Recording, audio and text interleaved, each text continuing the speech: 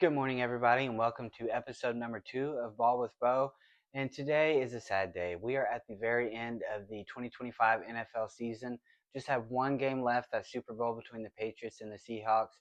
And it's just so bittersweet because, yes, it's the Super Bowl, but we've also got a desert of nothingness up until August.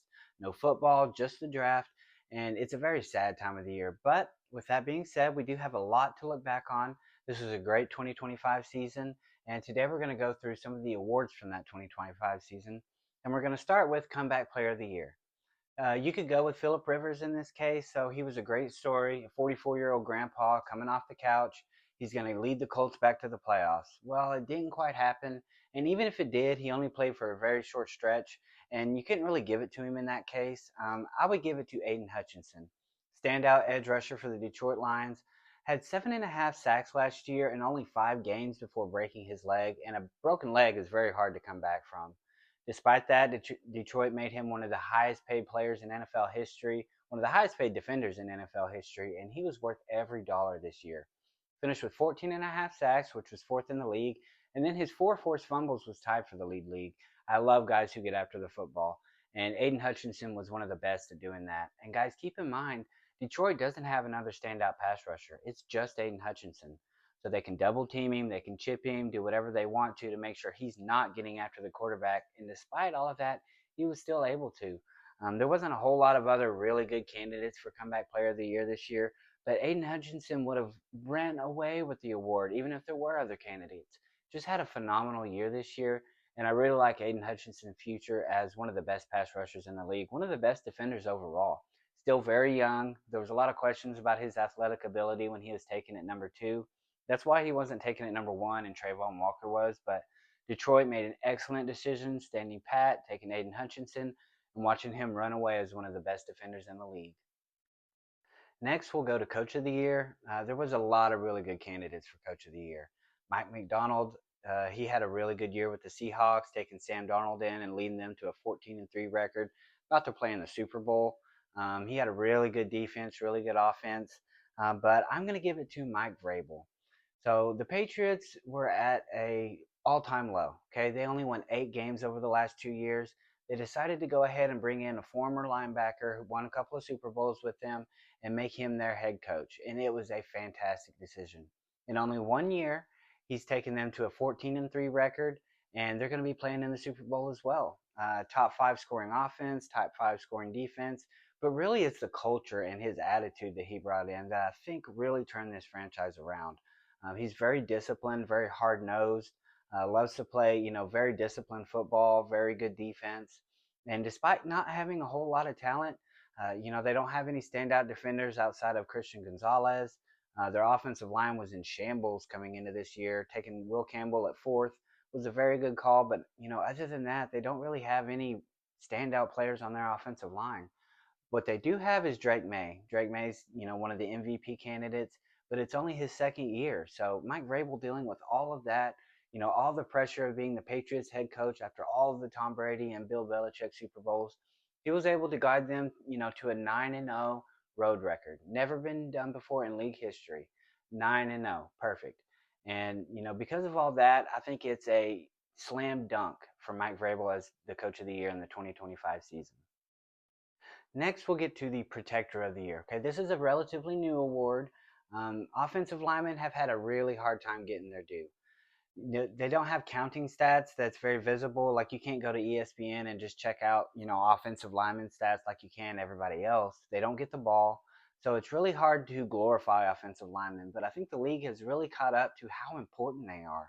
If you don't have a good offensive line, you're not going to have a good offense and you're not going to have a good team. If you can't put points up on the board, you're not going to be winning. The offensive line is what gives the quarterback time to drop back and throw. They're what paves the way for running backs. They're creating those lanes for running backs to dart through. And if you don't have good ones, you're not going to have a good team. So I'm really glad that the NFL decided to, this year, being the first year, have a Protector of the Year award. A lot of really good offensive linemen across the league. There's very few elite offensive linemen just because it's so hard to find good ones. But I think what Penei Sewell has been able to do up in Detroit is incredible. He's only 25 years old, still really young. I remember coming out of Oregon, he's considered this generational talent at left tackle. Well, Detroit drafted him, moved him to right tackle, and that was the best move they could have made. See, a right tackle's strength is in the run blocking game, and Penei Sewell is by far the best run blocker in all of the league. He's been the highest graded offensive tackle in 2 of the last 3 years, and last year, the year he wasn't, he was the third highest graded offensive tackle, and that's according to Pro Football Focus. They have their own grading system, but he set the record for the highest run blocking grade. Had a 95.8 run blocking grade. But the difference this year and in other years is his pass blocking grade has really improved. So they graded the scale. 50 is an average, 99.9 is obviously as high as it can get. He upped his pass block grade to an 80, and that was kind of considered the weakness in his game. But this year he really stepped it up. He was able to pass block better. He gave up fewer sacks, fewer pressures, and he did this with a makeshift Detroit offensive line. When Frank Ragnow got hurt, that sent them into shambles. Okay, other than him, they've been dealing with a lot of people in and out, a lot of injuries, a lot of struggling play. But Penei Sewell, he's their rock. He's the best offensive lineman in the game, and he, like I said, he's only 25. Offensive linemen typically don't hit their peak until they're around 30 or so, just because their game is more based on power than speed. And the more they play, the more knowledge they get.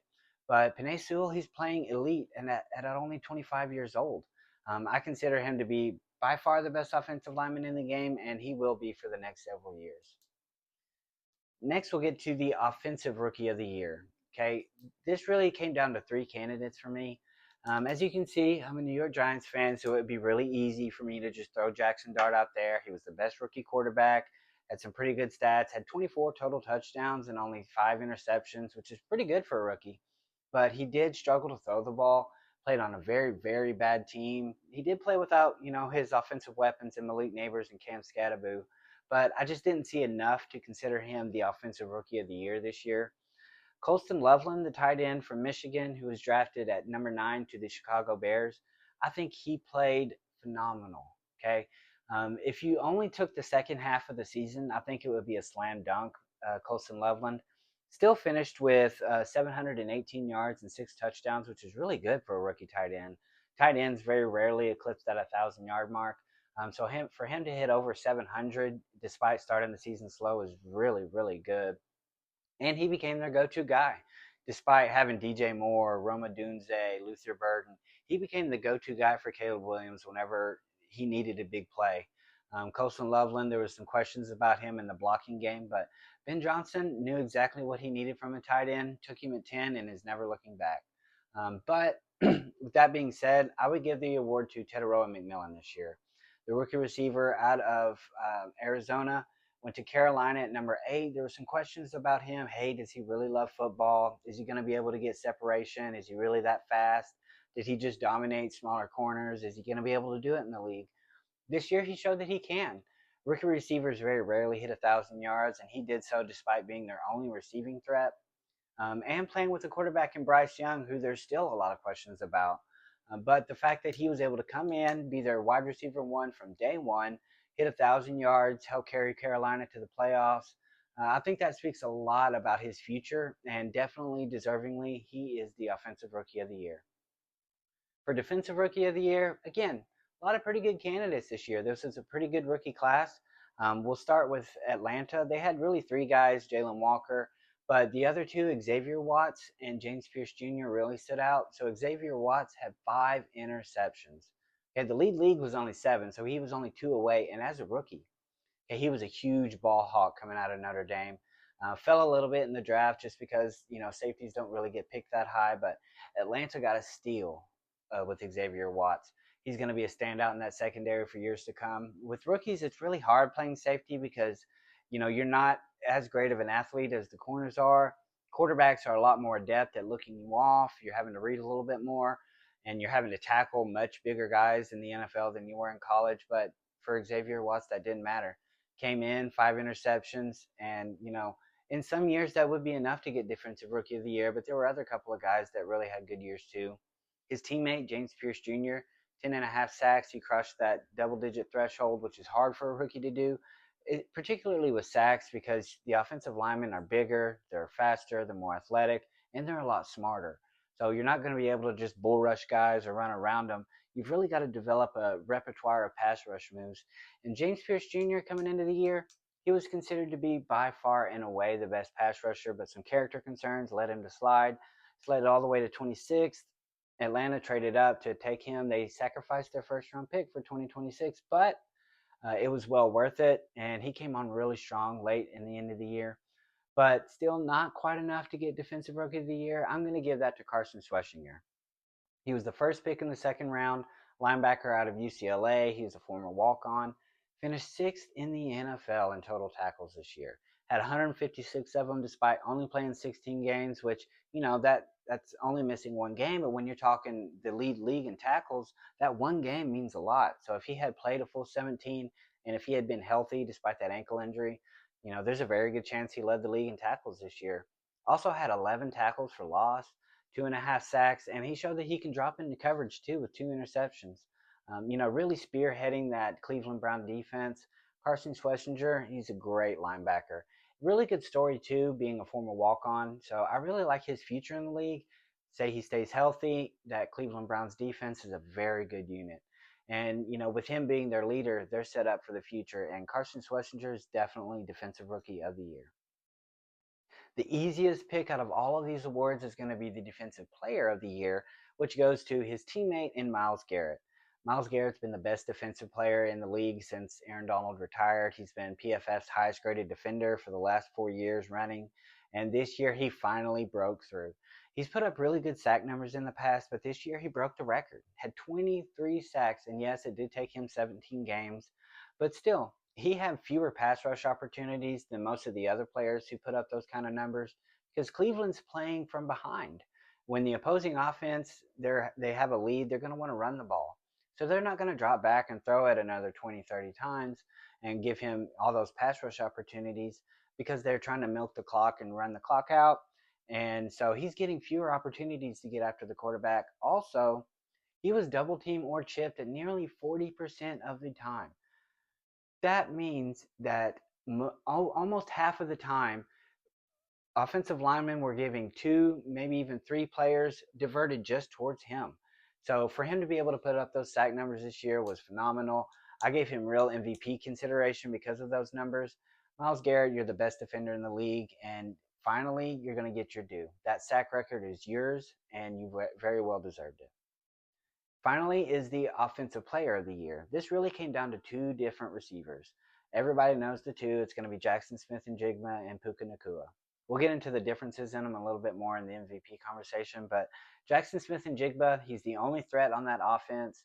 He's a 3-level threat too. He's not just, a little slot shifty guy.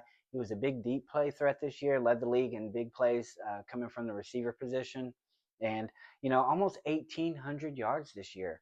And Seattle was the number 1 rushing offense as well. So for him to put up 1,800 yards and them have the number 1 rushing offense, pretty crazy. Also, Sam Darnold was his quarterback. Puka had Matt Stafford throwing in the ball. Puka also had Devontae Adams on the opposite side of him. Jackson Smith-Njigba was just himself. So he also had 3.85 yards per route run, which is a crazy number. It's the 3rd highest number we've had since they started tracking that data in 2007. Jackson Smith-Njigba, great 3rd season in the league. He really broke out last year with 1,100 yards, but this year took it to a whole new level and really cemented his claim as the top receiver in the league. Finally, we get into the dessert. Okay, the MVP award. Now, everybody knows it's a quarterback's award. So first, we'll get into the non-quarterbacks who I thought had a really good claim to the MVP this year. And if you really gave it to just the best football player, I think some of these guys would have a much better argument than the quarterbacks. But with the award being the way that it is, it's definitely going to go to a quarterback. But first, we'll get into the non-quarterbacks. We're going to start with Bijan Robinson, the running back out of Atlanta. Led the league in scrimmage yards this year. He really improved his long run game this year. So a lot of the big talk about Bijan Robinson is he's great for the first 20 yards, but he can't really break away. This year he had a 93-yard touchdown run, one of the longest in the league this year, and I think it set an Atlanta record. But Bijan Robinson really stepped up his game. He had over 100 scrimmage yards in 11 out of the 17 games this year. Finished with 1,478 rushing yards and 7 touchdowns, but he also pitched in 820 receiving yards. crazy numbers for a running back. He really showed that he can catch the ball, led all football players in yards after the catch, which is typical for a running back because they're catching the ball behind the line of scrimmage, and most of their yards are coming from, running with the ball afterwards. So not too crazy to see a running back lead the league with that, but it is crazy to see him lead the league with that instead of Christian McCaffrey. Bijan Robinson really stepped up his game this year. I thought he was the focal point of the Atlanta offense. He was the reason they were able to almost win the NFC South. And Bijan Robinson's got a very bright future in the league. He's a very young back at only 23 years old. He keeps getting better and better. He's got a great character. Everything is pointing up for Bijan Robinson, and I think, easily the best running back in the league this year, but had a really good claim for the MVP as well. I think if he'd have played on a better team and the other two quarterbacks weren't playing so well, Bijan would have had a really good stake as to the MVP this year. We talked about Jackson Smith and Jigba a little bit. One of the couple of things I wanted to mention about him, especially in the differences pertaining to him and Puka Nacua, is he had a 0.6% drop rate this year. That means that less than 1 out of 100 times he's dropping the ball that's coming his way. Really hard for a receiver to be as good after the catch, because whenever they're, talented at making plays after they catch the football, they tend to look away before they catch the football. Jackson Smith and Jigma did not have that problem. He kept his eyes on the football. He secured the catch before he took off and was still able to put up over 1,800 yards, making a lot of plays with the football in his hands. And like I said, he was the only real threat that Seattle had. And Puka Nacua, as we're going to talk about, had Devontae Adams on the opposite side of him. So that's why Jackson Smith-Njigba gets the 1A instead of the 1B in this receiver duo. And then we'll get to Puka Nacua. Puka Nacua broke onto the scene, set the rookie record for receiving yards, could have had a little bit more, but they took him out of the game. Last year, he dealt with some injuries, didn't play a full season. But this year, he really showed up and showed out. So ESPN has this wide receiver score, which they combine like your separation ability, your catch ability, your yards after the catch ability. And Puka Nacua had a 97. A 99 is as high as you can get. The 97 is the third highest that we've ever seen. Like I mentioned, Jackson Smith-Njigba had the third highest yards per route run we've ever seen. Puka Nacua had the fourth. He also had a 3-game stretch this year where he had 38 receptions, 471 yards, and 4 touchdowns. He was on an absolute tear in the end of December. But, like I talked about, some of the biggest factors that go against Puka Nacua in the MVP conversation is the fact that he played with Matt Stafford, who's one of the MVP candidates, and he had Devontae Adams on the opposite side of him. Devontae Adams actually led the league for receivers and receiving touchdowns with 14. So when you got another guy to take the attention away from you, it really kind of hampers your MVP talk, because MVP is going to be most valuable player. And if you've got a lot of great guys around you, it's really hard to say you're the most valuable, despite, it's clear that he's one of the best. Puka Nacua is also a great blocker at receiver. Receivers tend to, be kind of prima donnas. They don't want to do the dirty work. They don't want to get in there, stick their nose in and block. Puka Nacua had the second most run block wins for any receiver this year at over 70. So Puka Nacua is a very well-rounded player. He's very physical. Also really good after the catch. But he just had a couple of factors going against him that had Jackson Smith-Njigba being considered above him in the MVP conversation. And now we'll get to the quarterbacks. So it's really a toss-up for most people. Okay, we have Matt Stafford, we have Drake Maye. Both of them guided their teams to very deep in the playoffs. Drake Maye is going to be playing in the Super Bowl. Matt Stafford lost last night. But we'll start with Matt Stafford. Okay, so he had a 46-8 touchdown to interception ratio, which is freaking crazy. Very rarely do you see a quarterback throw 40-plus touchdowns. Even rarer do you see them do that and throw less than 10 interceptions. Also led the league in passing yards with over 4,700. And he did all this despite there being questions as to whether or not he was even going to play this year. Had some back injuries he was dealing with. He's getting older. And he's already won a Super Bowl in LA. So, does he really have that drive, that motivation to come in and want to play week in and week out? Well, this year he did. He showed up and showed out all season long. Had very few games where he was a hindrance to his team. He carried that team. Matt Stafford, if you were to give him, just based on his career, he's always been one of the best passers in the league. He played for 12 seasons on a pretty bad Detroit team. And because of that, he never got top 5 MVP consideration. So I could see them giving the MVP to Matt Stafford this year just based on the fact that, it's kind of like a career deal where, the guy's always been good, but never great, great, great. Well, this year he's great, so let's go ahead and give him the MVP before he closes out his career. He did mention that he's kind of undecided on his future, doesn't know if he's going to play next year. But, with all that being said, I don't think he was the most valuable player in football this year. I think that award is going to go to Drake May. So, Drake May, he led the league in completion percentage. He led the league in quarterback rating. He led the league in yards per attempt. He also led the league in completion percentage over expectation, which is, what a typical quarterback would do. Would they complete this pass? He had 9% over expectation. That's the highest they have ever seen. So he's one of the most accurate quarterbacks the league has ever seen. And he does all this despite being a phenomenal athlete, led the league in scramble rate, was second in expected points added from his scrambles, and he's also got a big arm. The reason that the Patriots were able to win so many games this year is, mostly just because he's a dang good quarterback, but he also liked to attack the field deep. Okay, he had led the league in yards per attempt, and part of that is because he's completing all of his passes, but he's not just throwing it underneath all game. He's taking shots downfield. He's also a threat to run with the football. Last night, the reason that the Patriots were able to win was because of his 16-yard scramble for their only touchdown.